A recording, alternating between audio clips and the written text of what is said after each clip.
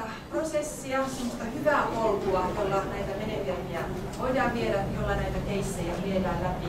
Ja ihan määritelty tämmöisiä steppejä siinä etenemisessä.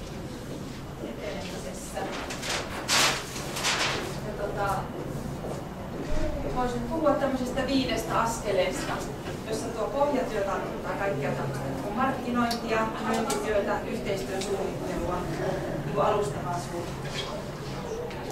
Ja motivointi, kartoitus ja suunnitteluvaihe tarkoittaa sitten semmoista vähän tarkempaa tavoitteen määrittelyä, yhteistä näkemystä ja työskentelytapojen määrittelyä, aikataulua, tiedonvaihtoa niin osapuolten välillä.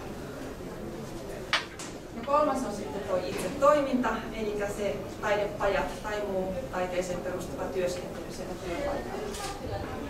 4. on seuranta, eli on tärkeää kerätä koko aika palautetta ja sitten analysoida sitä ja tehdä korjaavia toimenpiteitä tarpeen mukaan. Ja sitten vielä 5.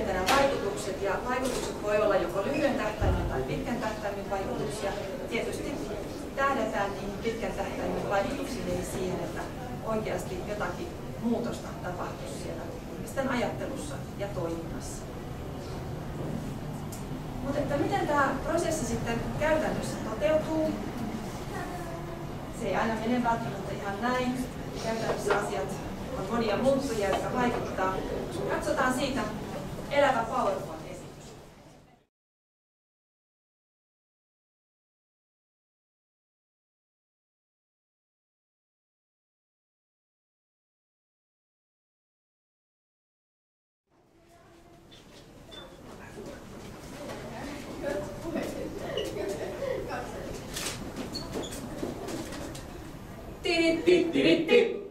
Prosessin vaiheet. 1. Pohjatyö. 2. Motivointi, kartoitus, suunnittelu. 3. Toiminta. 4. Seuranta. 5. Vaikutukset, arviointi. Din, din, din, din, din, din, din, din, din. Pohjatyö. Markkinointi vaatii aikaa, koska toiminta on työelämälle uutta. Esimerkkitapauksessa käytettiin muun muassa seuraavia keinoja. Levitettiin tietoa verkostoissa. Tehtiin henkilökohtaista markkinointityötä. Päästiin puhumaan organisaatiossa oikean henkilön kanssa. Saatiin esimies vakuuttuneeksi taidelähtöisistä toimintatavoista. On ongelmallista myydä jotain, jonka tuloksia ei voi varmasti osoittaa. Esimerkkitapauksessa prosessin alkuvaiheessa oli useita tapaamisia ja paljon esittelyä ennen toiminnan käynnistämistä.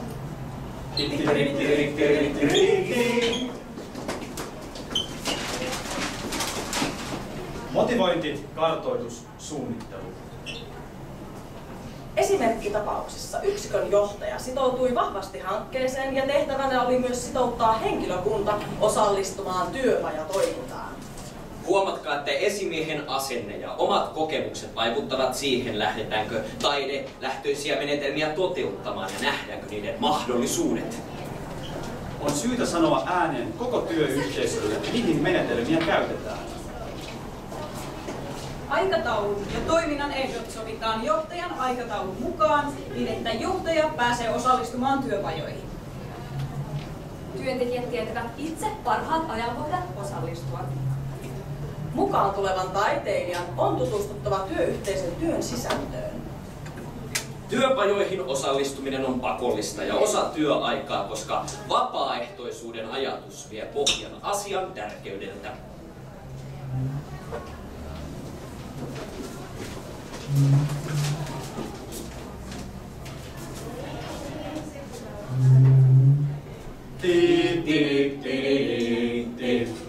Hyvää iltaa. Iltaa. Esimerkkitapauksessamme Taika-hankkeen edustajat ja työyhteisön henkilöstö vastaava tapasivat useita kertoja ja hanketta esiteltiin tarkemmin. Taidelähtöisiä menetelmiä ja työpajatoimintaa haluttiin käyttää työhyvinvointikyselyssä esiin nousseiden kohtien parantamiseen. Olisi myös tärkeää, että taiteilija ja toiminnanohjaaja pääsisi alusta asti mukaan esittelemään toimintaa ja tapaamaan työyhteisön jäseniä.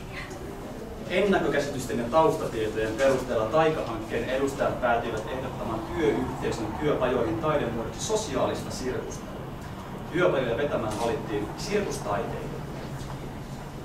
Hänen parikseen kiinnitettiin työyhteisön valmentaja. Myös työpaikalla vierailtiin. Kaikkia paikalla olevia työntekijöitä käytiin tervehtimässä. Vierailun havaittiin olleen erittäin hyvä. Työpajan osallistujien huolet mahdollisesti ihmeellisistä taiteilijoista hälvinät ja taiteilija ja työyhteisövalmentaja pystyivät tutustumaan työpajalaisiin ja heidän jokapäiväiseen työympäristönsä.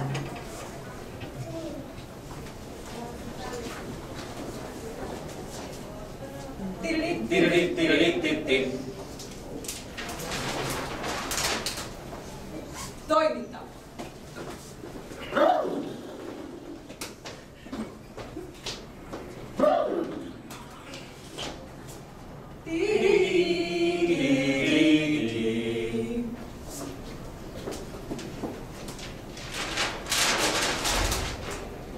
Seuranta. Onko aika riittävän pitkä?